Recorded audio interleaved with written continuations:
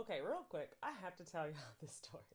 When I was in college, I studied abroad in Germany, in Berlin. There was a guy, a German guy, that I became friends with, and one night he invited me over for dinner.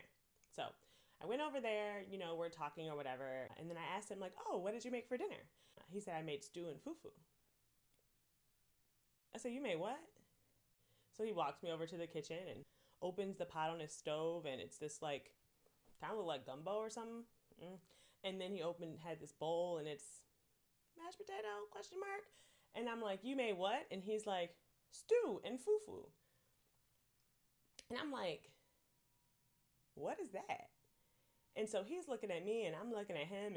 And so in my head, I'm thinking, oh, this must be, okay, so this is African food. I'm from Chicago, y'all. I'm from Chicago. I said, okay, so this is African food. This is in my head now. So I'm looking and because this is a white man, okay? German, tall, white.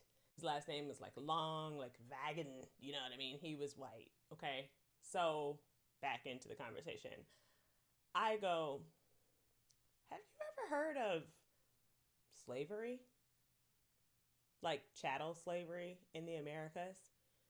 To which he responds, yes, I was an American Studies major. And so he did know a lot factually about slavery, chattel slavery specifically, but like conceptually though. And I feel like that's the thing about being a Black American. Like, you see us, we're here, we're very present. Okay, we've exported a lot of our culture.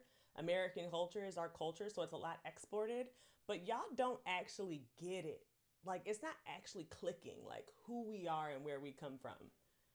And so we had a very robust conversation that night, and for a few nights after that, until I realized I actually don't like talking about slavery this much. Like, I thought I did because it was refreshing to talk about this with like a white person that was interested and not like weird and guilty about it or whatever.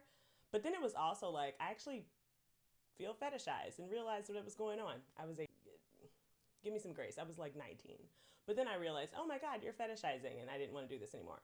But that was the first time I ever had pounded yam or fufu. And it was actually good. That obviously, like, I'm not surprised that African food is good, but I just mean like this white man made African food to taste good. I had no idea whether it was correct or not, but it actually tasted good. And as someone who had been eating like fried pork loin and spätzle, I did really appreciate the dinner, but it was a little bit of a mind fuck along the way.